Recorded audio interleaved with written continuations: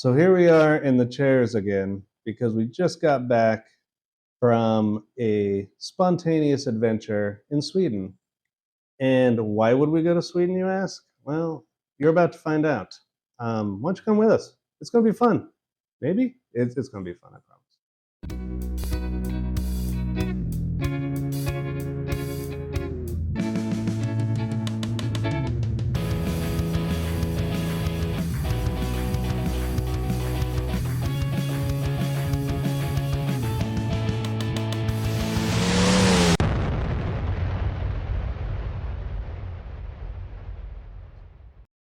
Like most vacations, it starts with a plan.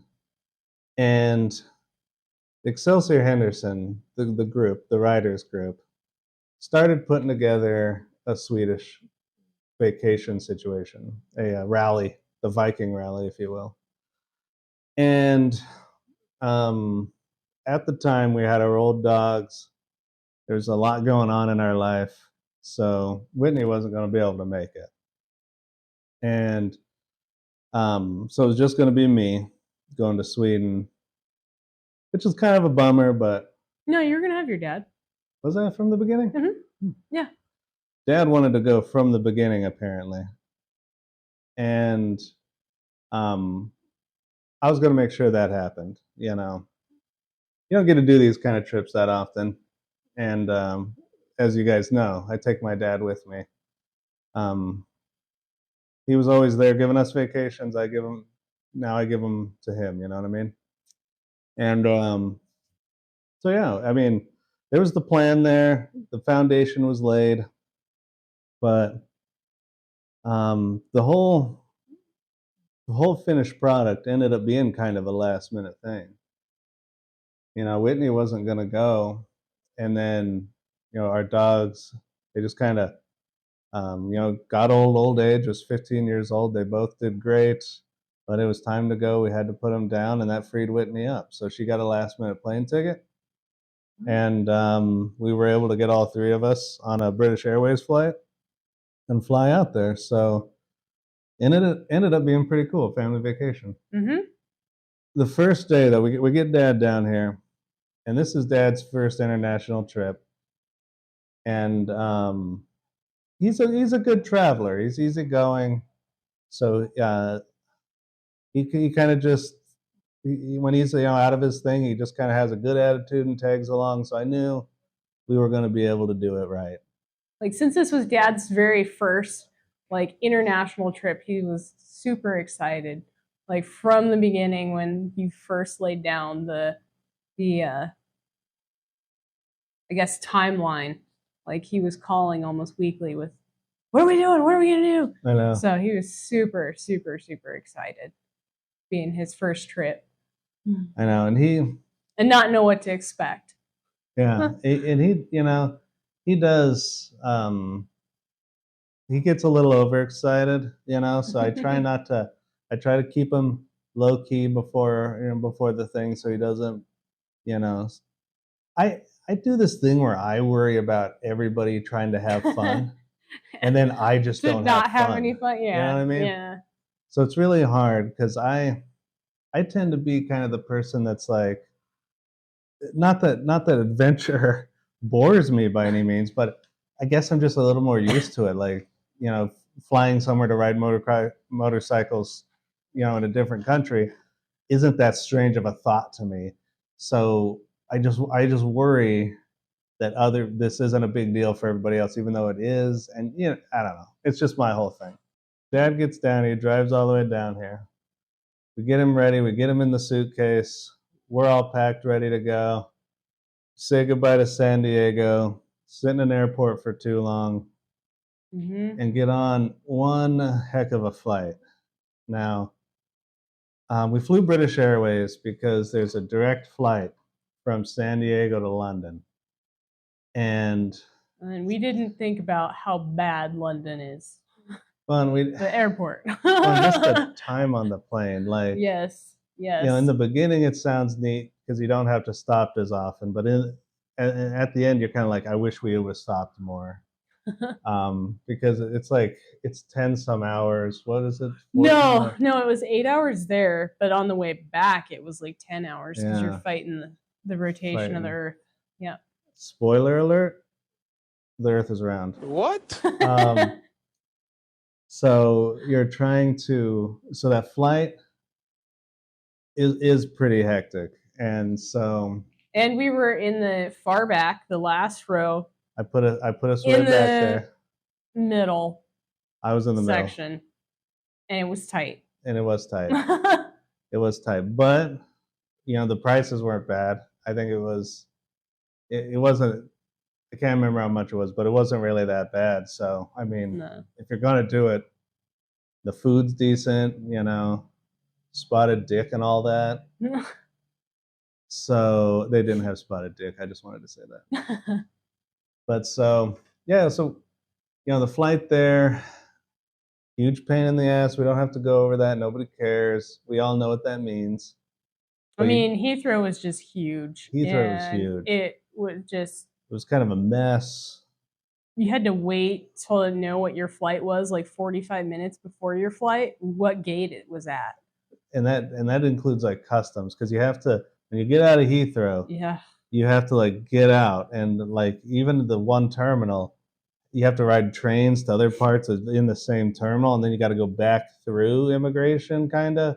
So you're like, your layover just isn't long enough, it seems like, but then it is. They know what they're doing, kind of. But then you don't know where your gate is, so you're kind of freaking out a little bit, and there's no seats. There's no seats. It's a whole thing. Yeah. But we were tired and pissed anyway, so that didn't help. At least there wasn't like a language barrier, really. So that helped at least keep the nerves down. And then we got on a normal flight, and I think it was like 2.5 hours. We landed in Stockholm. Arlanda. And which is outside of Stockholm. Yeah. And we saw a guy in a suit. And I'm not sure where he's from, but he had fake wooden shoes on. And they look like Holland wooden shoe situations, but they look forgot about this. Yeah, but they were like croc material. Yeah, they looked like a croc, and it made weird noises when he walked. It was like a dook dook dook, because it wasn't weird. Wood. It was like a hollow foam. I forgot about that. And I was really happy because I felt like, okay, finally we're somewhere weird, and it felt right, And so we get our luggage. We're tired. We're pissed. The whole thing. And we have to. Our first night, we came in a day early because we wanted to have a day to adjust. And I'm super glad we did this. And we got it was like an 80 mile-ish, maybe 80 kilometers. So whatever that means. Ride from Arlanda to a town called Uppsala, which is a college town and also a really, really old town, and in Sweden. And so we got this Uber, and he was pissed because we ordered just a regular Uber. And I didn't even order the regular Uber. I ordered the next size up. Yeah, it was like medium. For 3 people. It was meant for 3 people. Yeah. Well, yeah, it was meant for 3 people, but we barely got our shit in that car, and the guy the whole time was like, "You should have went comfort." And I was like, "Yeah, well, we're here now, so let's just shove this shit in, and let's go," But he was a nice guy, and we get to our hotel, and we just crash. We found a Best Western in Uppsala. Yeah, a Best Western. A Best Western. And it was fairly inexpensive. No, that's why we did it, and it was right there by the train station. Yeah, it was right by the train station. The lobby manager was kind of cranky, and I loved it. Yeah. Even over in Sweden, the nighttime lobby people in a hotel are always a little off. And we got there at like 4 p.m., so it wasn't super late. Yeah, it wasn't super late, but it was. You could tell this guy, he just got there, but also there was graduation going on, so that probably pissed him off too. And so that was a fun time. because the honking and the partying and the whole town was just partying, and it didn't even faze me. I just went straight to sleep. Mm-hmm. Didn't even matter, straight to sleep. We did go to that little grocery store and get weird things. Got some sort of sausage covered in bread situation. Yeah, some sort of pastry with one was cheese and one was sausage because obviously we were hungry. Yeah, at a little local grocery store right around the corner. Yeah, so we get there, crash out. Pretty much what you'd want to happen. You know, you get there, you're tired, you get to go to sleep, and you get a full sleep, right? And then I got up fairly early because again, I'm not a big planner, so like on this day we had to get to Gimo, and that's the little town where we're going to have our base camp, and I have no idea how we were going to do that yet. A few moments later. Yeah, so I hadn't planned how to get from Uppsala to Gimo. There's like a bus, there's trains, there's Ubers. I wasn't worried about it, but that does throw a little stress into the plan, you know? And so I got up a little early and was like, okay, let's figure this out. I'm going to start texting people. And I got a hold of Johnny and Per. And right now I'd like to do a little introduction to Johnny and Per. I've never met them before. Heard a lot about them, but I'm really glad I met them. Yes. They were very cool people, and I really appreciate everything they did for us, because you'll see throughout these videos, throughout us talking about them, they had their shit together. They knew what they were doing. They wrangled us all up. They all these crazy old people. They just got them all together and moved them around. Packed it full. Our itinerary was packed full of rides and places to see, and it was a lot in 10 days. Yeah, and usually like a rally can be a little late, you know, be a little laid back. You know, you go on rides, but it's a lot of hanging out and drinking and partying and having a good time. But you won't, you know, the whole trip, you wake up, I mean, you were out, you know, we were on the road by 10 and we weren't home until 10 at night. I mean, we were just every day, all day, just pounding and pounding. And that's why I was glad we came a day early, because everybody else had to just show up and hit it. And so we were like, you know, ready to go. Yeah, so I got a hold of Johnny, and he came and picked us up at the hotel, and then we went and picked up Per at the train station. Mm-hmm.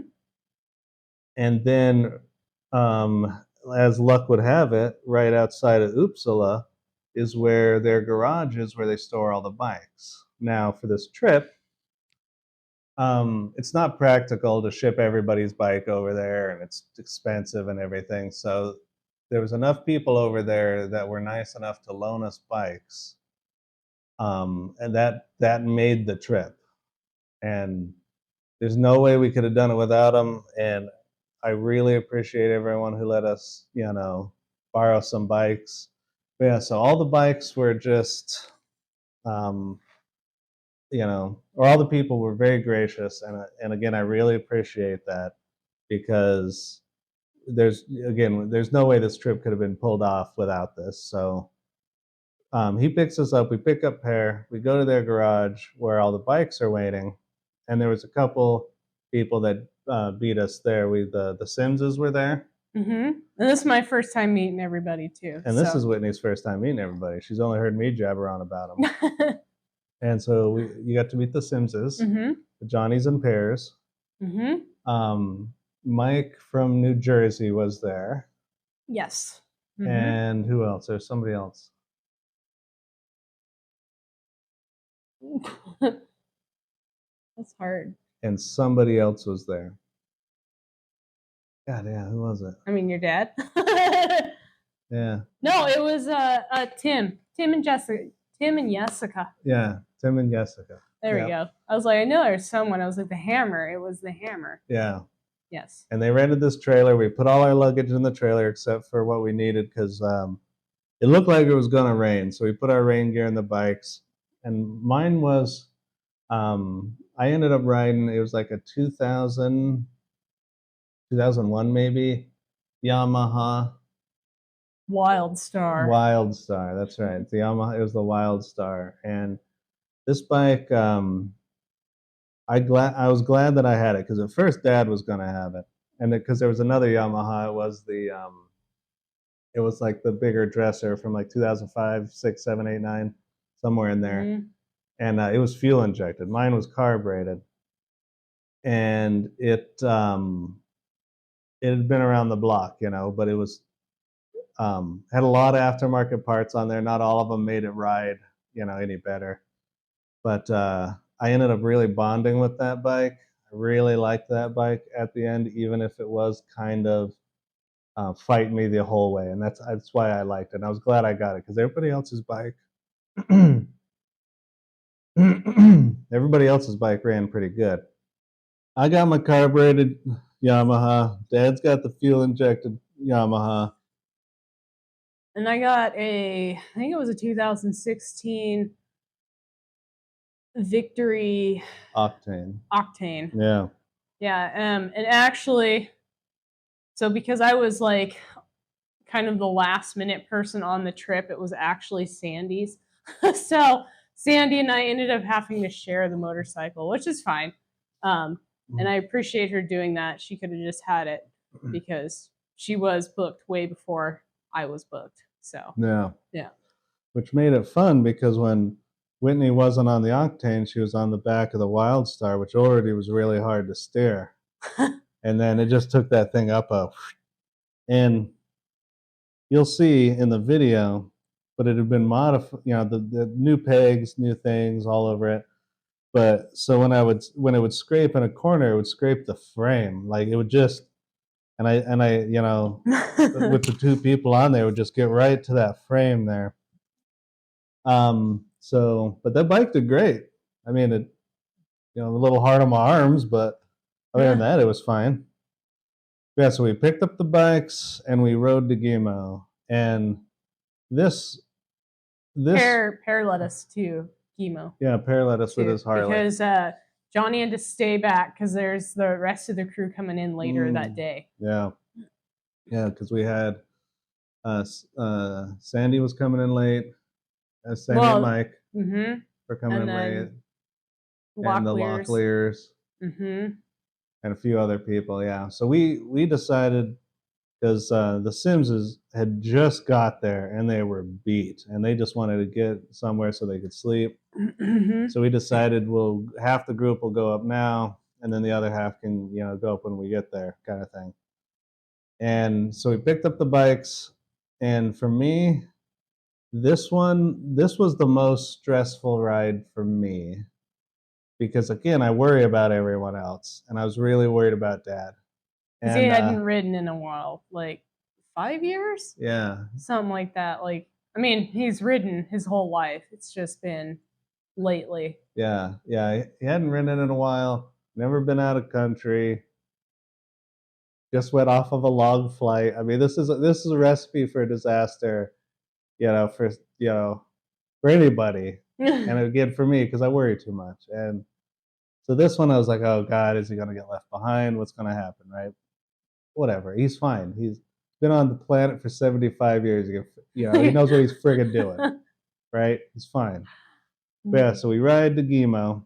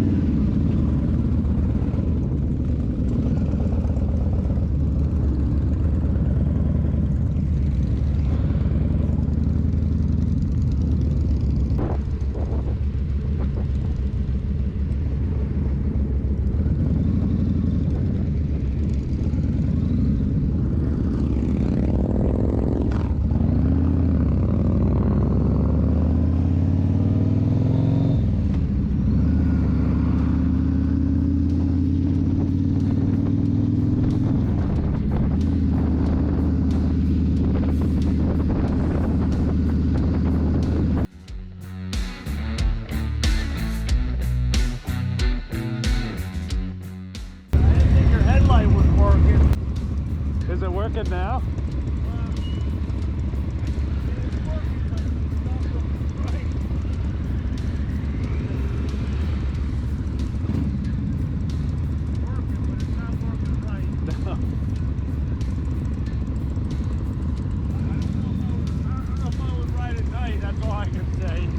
This bike kind of sucks. They all suck. The clutch is all gone in this thing. I expected that. Me do. too.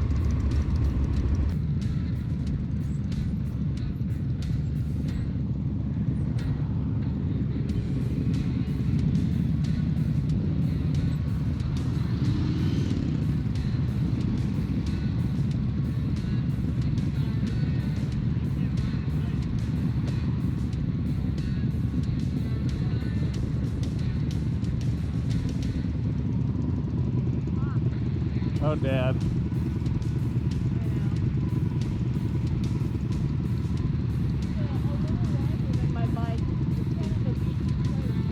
Yeah. Now this thing sucks. What? This thing sucks. What? It's not good.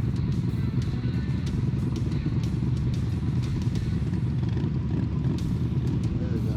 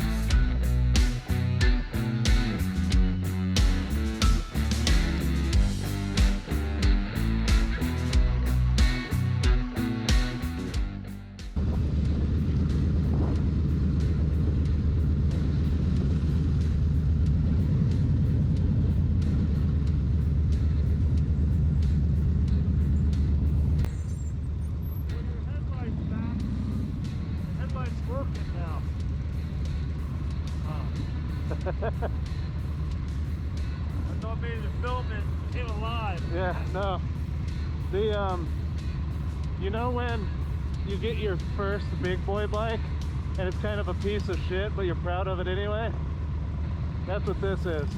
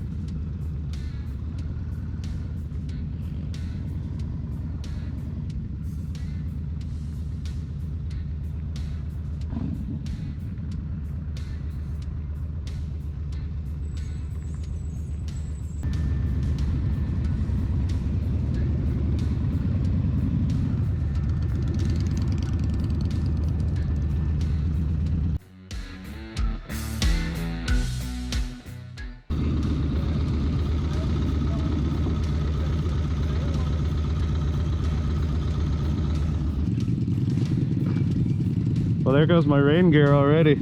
Oh shit. It's okay. I'll do the stanky leg.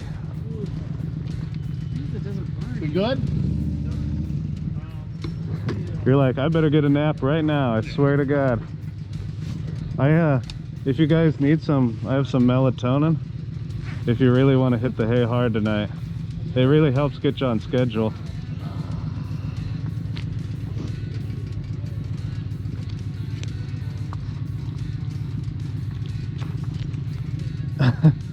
Come on, buddy. I know. I know. And you thought the plane seat was hard. And that's our first glimpse of, you know, of Sweden. You know, we get to see the countryside, we get to see the fields, and it's Lots of trees. lots of trees, the moose signs everywhere, and there's up that high. It doesn't get dark during the summer, so we were riding, and you know, we're getting there, and we're like, oh, okay, we still got some daylight. But it'd be 10 o'clock at night, 11 o'clock at night. It just never got dark. And so that was really fun too. So, you know, we're riding to Gimo, and I'm like, okay, yeah, you know, you know, it's 1 or 2 in the afternoon or whatever. It's what it felt like, but it was actually like 8. Mm-hmm. And, but yeah, we get to Gimo, and Whitney's meeting all the crew. And when we get to Gimo, you can really feel, it really feels Swedish. Because you know how like cities kind of all look this, you know, the same. They kind of all look the same to me sometimes. And when you get to the countryside, anywhere, it doesn't matter where you are, you really get to see the, like, I don't know, you get to see beneath Corporations. Yeah, Mhm. and beneath the gilded Marketing. you know, and so you get to see real people, and you get to see, you know, just basic lives, and all the weird, you know, the gas stations, all the weird buildings that, you know, windmills and shit. It's crazy. Weird to us. Weird It's to not. us. It's not weird at all. Yeah. It's just No, it's weird. unusual. No, that's weird. That's weird. Yeah. No. Well, that's why IKEA does so good, is because IKEA sells the weird. I mean, everyone shops at IKEA because they want weird Swedish stuff, not, you know, not normal everyday Sears crap. So it is weird, and be proud of it. Weird is good. So yeah, I don't know. Pulling into Gimo is probably, you know, Gimo is my favorite. I really liked Gimo a lot. It did rain on us. It did part rain. of the rain, part of the way, and it was cloudy. Yeah. So Sweden definitely came in strong with its weather, which is okay. We're from Wyoming, so, and that's what actually Sweden felt like Wyoming. Yeah, it felt with familiar. With the trees and the moose signs. Yeah. You know, and the windy roads, like it just felt very alpine. Mhm. You know, it felt very, you know, the trees, the moss, you know. It felt very alpine, very, you know, you could tell it was cold there a lot. And but yeah, Gimo was just gorgeous little town. Mhm. I liked Gimo a lot. And Johnny found a nice little place. I guess we call it like a hostel here, where it's, you know, bedrooms, shared bathrooms, but it was built by their soccer team, or it's run by the soccer team, that he found to rent for the rally, which I think was nice. I obviously was a little like not fearful, but just having to share a bathroom sucks. I wasn't super happy.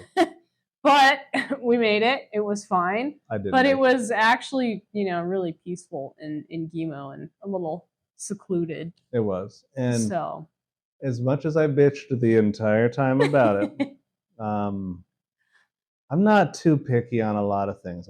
There's just a couple things I'm picky about, and one of them is hotels. Like I hate camping. I hate.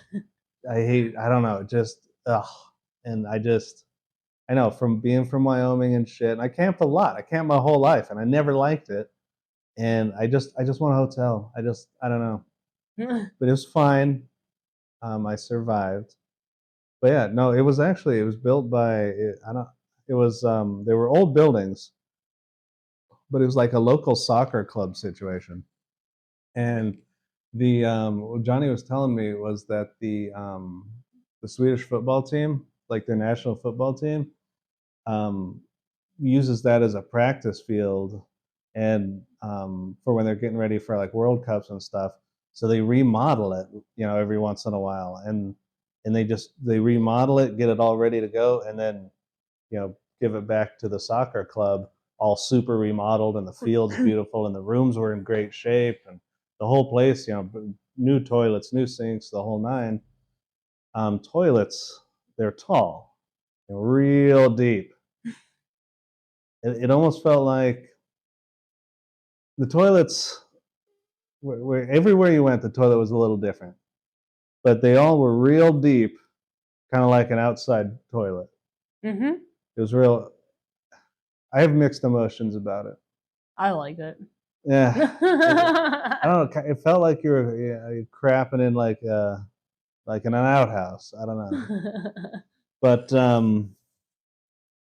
yeah, no, it had a little kitchen, and it came with all the silverware and plates and fridges, and what was really good about that place was you could keep everybody kind of in a group, so it was easy to get people. You didn't have to hunt down which hotel room they were in.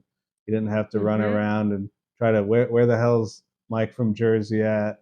Oh, we know where he's in that friggin' room. He can only be in two places now. So that I understand why they did it. I get it. And I liked it. And it was like out in the woods a little bit, and there were these huge fucking snails. Mm-hmm. Oh yeah. I mean, like baseball sized snails, and these huge slugs, and wild rhubarb, and it just never got dark. So you could just sit outside and drink. Marijuana's not legal there, so that was a little bit of a bummer. So I had to do it the old-fashioned way, and but yeah. So I don't know. I in the end I ended up really liking it, but I do really like Gimo. I want that to be clear. I'm a big fan of Gimo. Well, and then like that day too, we kind of just like walked around for a little bit, and then I think we took naps too while we were waiting for the rest of the crew to show up. And it was taking a little bit longer. The luggage actually came before everybody else showed up, so we did like bring in all the luggage for everybody. Here comes our shit.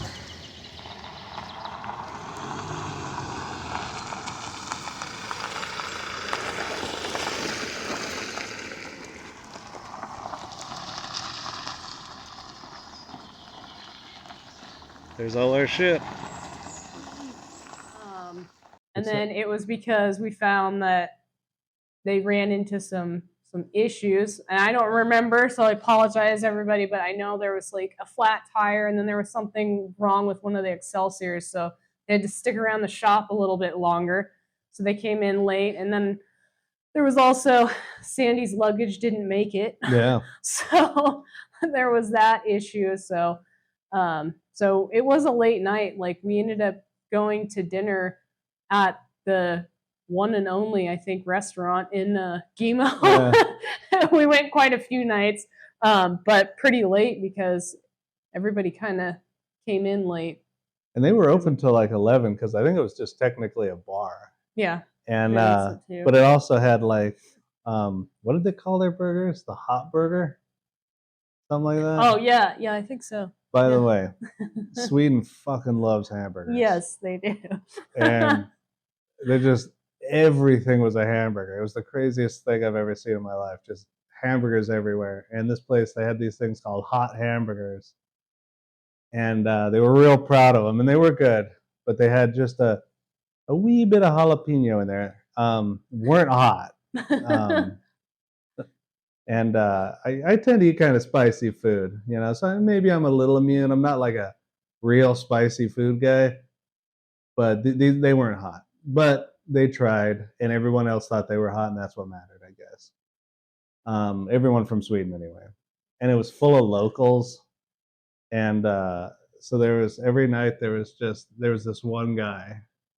You remember that? Mm-hmm. I can't remember his name, but he would get real drunk. And then just like, he would wander over and just try to have some sort of conversation, but he was so drunk you couldn't even tell what he was doing. Like he didn't know what he was doing. It was comical. So I really liked that part too. Again, that's why I like, you know, these kind of small places. You really get the local vibe, and then then we just walked back to camp. But yeah, I think there was 2 flat tires. Yeah, there might have been 2 flat tires. Because I think they went there, or they started to leave, realized they had a flat tire, came back, checked everybody's tires, and found out there was like everybody was low. Yeah. I mean, this was the beginning of their riding season over there, so like these bikes just came out of storage. So, you know, there's that. Mm-hmm. But I don't remember what was wrong. There was something else. They had to go back twice. No, I don't know. I don't remember. Maybe they didn't. I don't know. Yeah, I would say though, like our first night though, everybody kind of crashed. Yeah. Because obviously everybody who came in that day was definitely needing to get through the jet lag. Yeah. It was fun though. It was a good trip that first day. Felt good. Felt good to be somewhere different, doing something different. Mm-hmm. Yeah. I recommend it highly. Going somewhere new, doing something different, trying new things. Yeah, and Dad was pretty excited too. Like when he got there, he was giddy like a kid. Yeah. He really did have a good time. I know it looks a little different than Southern California. And that's because it is. We are 100,000 miles away, almost. My guess is 5,000 to 6,000 miles. We're in Sweden. And for some reason, there's a bunch of Excelsiors here in Sweden. So they decided to put together this Viking rally to Sweden. And I thought, what the hell? Let's go ride bikes in different countries. And we got in yesterday and came in a day early so we could get rid of the jet lag. And we're in a little town called Gimo, something like that. And we're staying at these little tiny hostel situations. And I'm not a big fan. I'm not gonna lie. I'm more of a hotel guy. Like I need my own bathroom, I need my own thing, but I'm gonna make it work. When in Rome, you know, act like you're in Sweden. So I'm gonna make it work.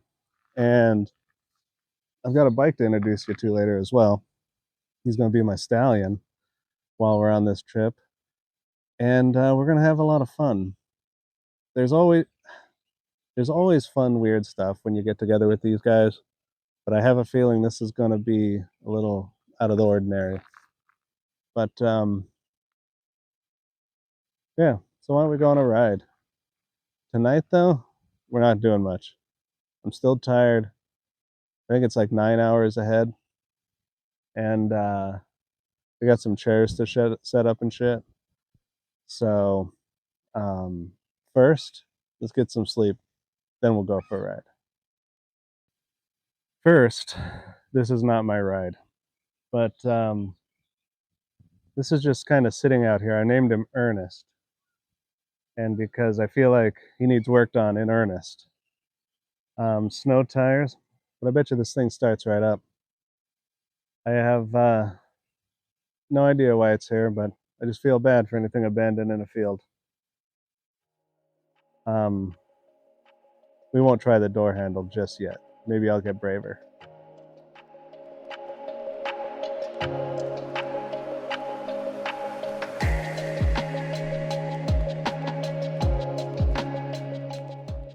That's what I thought it was.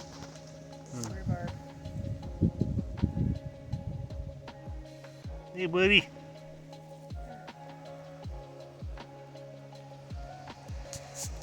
Oh, rhubarb. And a speed barb.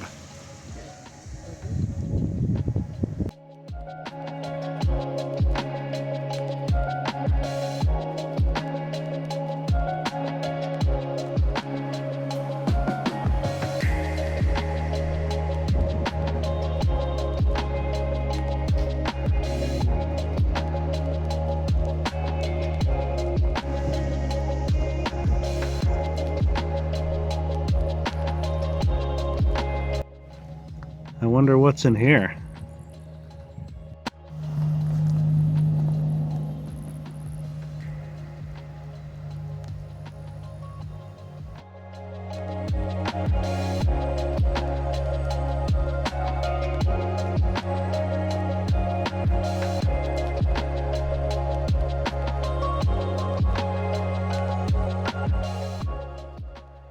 Okay. So this is my stallion for the trip.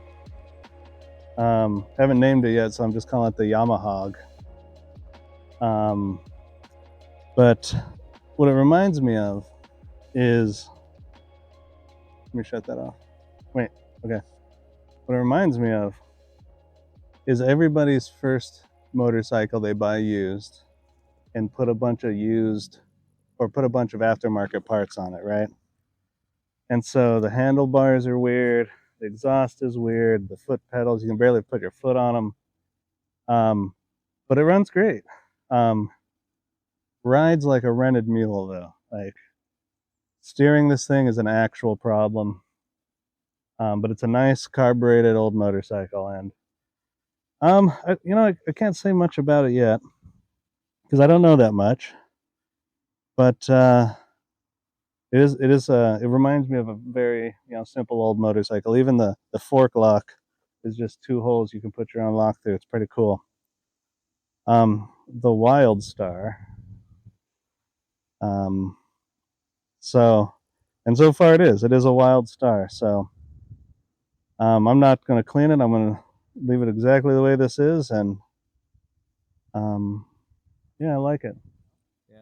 But I would say go ahead and I would subscribe and like this video because we've got more coming. This is just the first part of the trip. We're going to do a multi-part series because, if we don't, we'll have, a 6-hour video. So we're going to do a little bit at a time. And obviously we're not going to show all of it or we'd have 24 hours worth of, video footage, but we'll share with everybody who came along. Yeah. So. Yeah, and if you guys really like it, just let us know so we can, release some more of the videos and we can just do riding footages. And that's what that little bell's for. You hit the bell, it'll tell you when the new video releases. And if you're really feeling freaky, I'm starting to design some merch. And if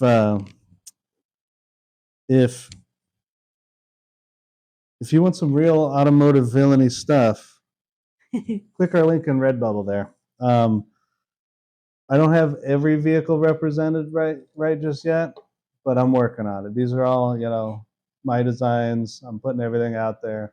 Right now we got Minnie, we got Peanut. No, not Oddball. We don't. No.